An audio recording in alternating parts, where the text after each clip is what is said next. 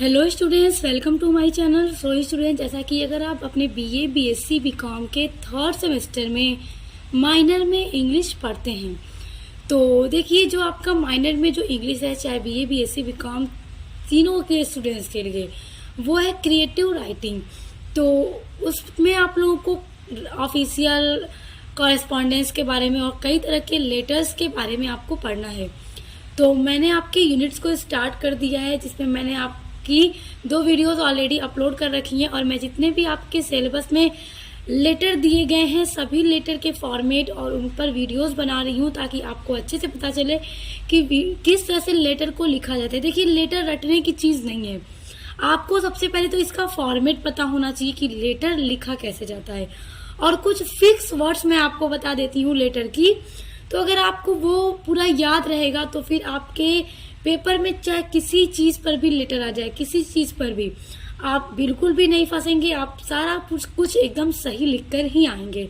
तो आप चाहते हैं आपको लेटर लिखना एकदम अच्छे से आ जाए, तो आप चैनल पर अपलोड की जाने वाली हर वीडियो को देखा कीजिए। देखिए, आज की वीडियो में हम जॉब एक्सेप्टेंस लेटर पढ़ेंगे।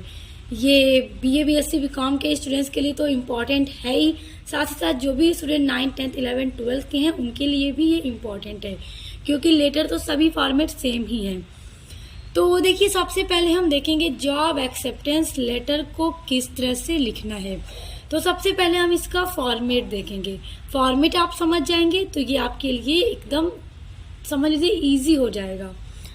सबसे पहले आपको लिखना होगा एड्रेस। लेफ्ट साइड आपको एड्रेस लिखना होगा, और ये एड्रेस किसका होगा? सेंडर का एड्रेस होगा। ओके, अब सेंडर का जो भी एड्रेस है, आप लेटर को लिखकर भेजने वाले हैं, तो यहाँ पर आपका एड्रेस होगा, और फिर उसके नीचे थोड़ा सा स्पेस छोड़कर आपको डेट मेंशन करनी होगी। जिस डेट में आप अपना लेटर लिख के सेंड करेंगे वही डेट आपको यहाँ पर लिखनी है। और अब ठीक डेट के नीचे आपको लिखना है जिसको आप लेटर लिख रहे हैं। जैसा कि ये जॉब एक्सेप्टेंस लेटर है, तो आप मैनेजर को लिख रहे हैं, तो आप द मैनेजर डालिएगा। उसके बाद उनका जो डिपार्टमेंट है उसका नाम, और फिर उनका जो भी एड्रेस है वो आपको मेंशन करना है। देखिए, अगर यहाँ पर आप जिसको भी लेटर लिख रहे हैं, अगर मान लीजिए किसी और को लिख रहे हैं, एडिटर को लिख रहे हैं, तो आप द एडिटर डालिएगा जिसको आप लिख रहे हैं। ओके, तो बस इतना याद कर लीजिए। ऊपर सेंडर, फिर डेट, फिर जिसको आप भेज रहे हैं उसका नाम। उसके ठीक नीचे आपको लिखना होगा डियर सर, मैडम। जिसको भी आप लिख रहे हैं, सर को या मैडम को, आपको वो लिखना है। ध्यान दीजिएगा, इसके नीचे आप थोड़ा स्पेस छोड़कर ही लिखिएगा। फिर जब आप डियर सर लिख लेंगे, उसके बाद आपको एक लाइन छोड़कर ही सब्जेक्ट डालना होगा। यहाँ पे देखिए, सब्जेक्ट बहुत ज़्यादा मैटर करता है लेटर के अंदर। देखिए, सब्जेक्ट लिखना बहुत इंपॉर्टेंट है, और सब्जेक्ट ऐसा होना चाहिए कि एकदम कम शब्दों में, बस 5 से 6 वर्ड्स में ही आपका जो भी सब्जेक्ट है लेटर का, वो इतना छोटा, कंसाइज और क्लियर होना चाहिए कि लेटर पढ़ने वाले को सिर्फ आपका सब्जेक्ट देखकर ही समझ आ जाए कि लेटर में क्या बात आप करने वाले हैं। तो इसलिए सब्जेक्ट बहुत ज़्यादा इम्पॉर्टेंट होता है, और सब्जेक्ट किस तरह से लिखना है आगे मैं आपको अभी बताऊंगी। फिर सब्जेक्ट लिखने के बाद होगी आपकी कम्युनिकेशन। कम्युनिकेशन का मतलब जो आप बात करने जा रहे हैं मैनेजर से, या जिसको भी आप लेटर लिख रहे हैं। जाहिर सी बात है, जब आप लेटर लिख रहे हैं तो किसी टॉपिक पर तो लिख रहे हैं। तो ये आपका जॉब एक्सेप्टेंस लेटर मैं बताऊंगी, तो आप जो भी बात कहेंगे वो आपको यहीं पर लिखना होगा। जो भी 4 से 5 लाइन में आपकी बात पूरी होगी, फिर उसके नीचे आपको थैंकिंग यू, आपको थैंक्स करना होगा उनका, और फिर उसके बाद योर्स ट्रूली आपको लिखना होगा। फिर अपनी सिग्नेचर जो भी है वो आपको करना होगा। तो बस इतना ही फॉर्मेट है एक लेटर का। आप चाहे किसी टॉपिक पर लेटर लिखे, फॉर्मेट आपका यही होगा। तो आज की वीडियो में चलिए देखते हैं जॉब एक्सेप्टेंस लेटर हमें किस तरह से लिखना हो। अब देखिए, फॉर्मेट देखने के बाद आपको क्लियर हो गया कि किस तरह से आपका लेटर का फॉर्मेट है। और देखिए स्टूडेंट्स, इसके पहले वाली वीडियो में मैंने कंप्लेंट लेटर लिखना बताया है कि किस तरह से कंप्लेंट लेटर लिखना है, क्योंकि एग्जाम में कंप्लेंट लेटर भी ज़रूर आता है, और उसका पूरा फॉर्मेट और जो भी फिक्स एकदम लाइन है वो बता देंगे। अगर आप उनको उतना ही याद कर लेंगे तो आपका कंप्लेंट लेटर जब भी एग्जाम में आएगा आप कभी भी उसको छोड़कर नहीं आएंगे, एकदम पूरा अच्छा लिख कर आएंगे। तो आप लोग देख लीजिएगा, सारी चीज़ें आपकी एकदम क्लियर हो जाएंगी लेटर को लेकर। सब चीज़ें बहुत सिंपल हैं, बस इसको समझिए। अब देखिए फॉर्मेट देख लिया आपने। अब आपको मैंने बताया था सबसे ऊपर सेंडर का एड्रेस। तो आपको जैसे कि एक जॉब मिली थी, आपको जॉब किसी ने ऑफर किया था, किसी मैनेजर ने। अब उस जॉब को आप एक्सेप्ट कर रहे हैं कि हाँ अब मैं वो जॉब एक्सेप्ट करूंगा और अब मैं वहां जाऊंगा, उस ऑफिस में जाऊंगा। तो जाहिर सी बात है कि आप एक एक्सेप्टेंस लेटर लिखकर उस मैनेजर को सेंड करेंगे ताकि उसको पता चल जाए कि आपने जॉब, उसके ऑफर को एक्सेप्ट कर लिया और अब आप ऑफिस में आना स्टार्ट कर देंगे। तो सबसे पहले आप यहाँ पर अपना नाम लिखेंगे, फिर अपना एड्रेस लिखेंगे और जो भी आपकी सिटी है वो आपको लिखना होगा। फिर उसके बाद मैंने आपको बता दिया था आपको डेट लिखनी होगी, जो भी आपकी डेट है। उसके बाद आपको मैंने बताया था कि जिसको आप लेटर लिख रहे हैं उनका नाम, उनका डिपार्टमेंट और उनका स्ट्रीट एड्रेस, यानी कि उनका एड्रेस आपको मेंशन करना होगा।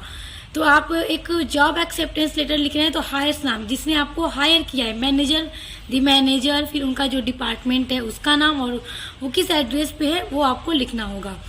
फिर ठीक उसके नीचे आ जाता है आपका सब्जेक्ट, सबसे इम्पोर्टेंट चीज। अब देखिए जॉब एक्सेप्टेंस लेटर, इससे आपके मैनेजर को फौरन पता चल जाएगा कि उसने आपको जॉब ऑफर की थी, अब आप जॉब को एक्सेप्ट कर रहे हैं। और आपने एकदम देखिए 3 वर्ड्स में ही बता दिया कि आप किस चीज पर लेटर को लिखकर उनको भेजे हैं। उसके नीचे हो गया आपका डियर सर। अब देखिए आप बस इतना जो मैं लेटर बता रही हूँ उसको ध्यान से देखिए।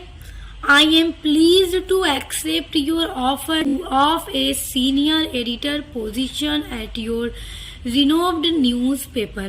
अब देखिए I am pleased का मतलब मैं बहुत खुश हूँ और एक्सेप्ट कर रहा हूँ आपके ऑफर को of a senior editor position, कि एक सीनियर एडिटर के पोजीशन पर आपने अपने रिनोव्ड मतलब होता है ना प्रसिद्ध न्यूज़पेपर, जो भी न्यूज़पेपर हो उसमें आपको जैसे कि जॉब का ऑफर मिला, आपने एक्सेप्ट कर लिया और वो जिस पद पे जॉब के लिए ऑफर मिला था वो पद है एडिटर। तो एडिटर, सीनियर एडिटर की पोजीशन पर आपको जॉब मिली और आप इस बात को एक्सेप्ट करते हुए काफी खुशी महसूस कर रहे हैं। You can be sure that I will bring my all experience as an editor with great sense of responsibility and honesty। देखिए यू कैन बी श्योर, आप पूरी तरह से निश्चित हो जाइए, क्योंकि I will bring my all experience, क्योंकि मैं एक संपादक के रूप में, एडिटर यानी एक संपादक के रूप में अपने सारी जिम्मेदारी और ईमानदारी की बड़ी भावना के साथ आऊंगा। यानी कि जो मेरी जिम्मेदारी है एक एडिटर के रूप में और जो भी मेरे एक्सपीरियंस हैं और जो भी मेरी ईमानदारी है उन सभी को लेकर मैं आऊंगा और ईमानदारी और जिम्मेदारी के साथ अपने काम को करूंगा। यहाँ पर यही कहने का मतलब है, क्योंकि जाहिर सी बात है कि इतनी खुशी की बात है जब ऑफर आपको मिला, आपने एक्सेप्ट किया, तो आप इस तरह से लिखेंगे मैनेजर को। फिर इतना लिखना है, बस आप इतना याद कर लीजिए, जब भी पेपर में आपसे जॉब एक्सेप्टेंस लेटर पूछा जाए तो आप बस यही लिख दीजिएगा। अब देखिए इतना लिखने के बाद नेक्स्ट लाइन में आपको लिखना होगा I believe that general familiarity will enable me to make a smooth transition from temporary editor to full time editor.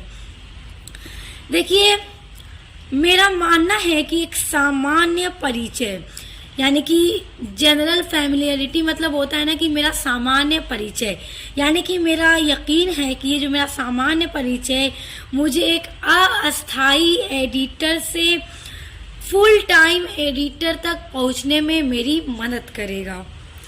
यानी कि यहाँ पे कहने का यहाँ पर ये मतलब है कि मतलब मुझे ऑफर मिला, मैं एक्सेप्ट करता हूँ और मैं बहुत खुश हूँ और मैं जिम्मेदारी और ऑनेस्टी से अपना काम करूँगा। अब अगली लाइन में ये लिखा जा रहा है कि मुझे पूरा यकीन है कि ये जो मुझे एडिटर का पद मिला है तो ये एक टेम्परेरी एडिटर के पद से मुझे ये विश्वास है कि मैं अपने काम के बल पर, अपने ऑनेस्टी के बल पर एक फुल टाइम एडिटर के पद पर पहुँच जाऊँगा। फिर इतना आपको लिखने के बाद लिखना होगा नेक्स्ट लाइन से thank you for this grand opportunity. Opportunity मतलब होता है अवसर, यानी आपके इस ग्रैंड अवसर के लिए बहुत धन्यवाद। योर सिंसियरली, फिर आपका जो भी नाम है आपको यहाँ पर लिख के अपना लेटर सेंड कर देना है। तो देखिए स्टूडेंट्स, ये लेटर मैंने बहुत ही सिंपल सा आपको बताया है और आई होप आप इसको समझ गए होंगे कि अगर आपको लेटर पूछा जाए तो आप इजीली इसको लिख लेंगे, क्योंकि लेटर हो, एप्लीकेशन हो, काफ़ी बहुत सिंपल है सब। तो आई होप आपको वीडियो पसंद आएगा, सारी चीज़ें समझ आ गई हैं। समझ में आ गई तो लाइक ज़रूर कीजिएगा और कमेंट करके ज़रूर बताइएगा, और वीडियो को ज़्यादा से ज़्यादा शेयर किया कीजिए ताकि हर किसी के पास हम पहुंच सकें और सभी बच्चे अच्छे से पढ़ सकें। और स्टूडेंट्स, इसके अलावा अगर आप अपने बीए थर्ड सेमेस्टर में सोशियोलॉजी पढ़ते हैं या फिर हिंदी गद्य पढ़ते हैं तो सभी की क्लासेस मेरे चैनल पर चल रही हैं, तो आप विजिट करके पढ़िए। आपके बीए के सभी सब्जेक्ट और साथ ही साथ सभी के मॉडल पेपर आपको मेरे चैनल पर दिए जाते हैं। तो बेस्ट ऑफ लक, अब मिलते हैं नेक्स्ट वीडियो के साथ।